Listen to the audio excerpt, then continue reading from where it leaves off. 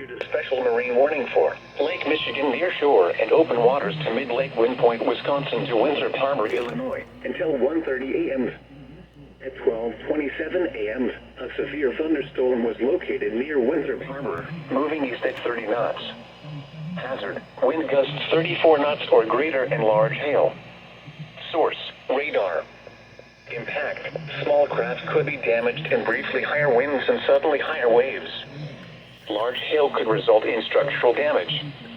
The severe thunderstorm will remain over mainly open waters.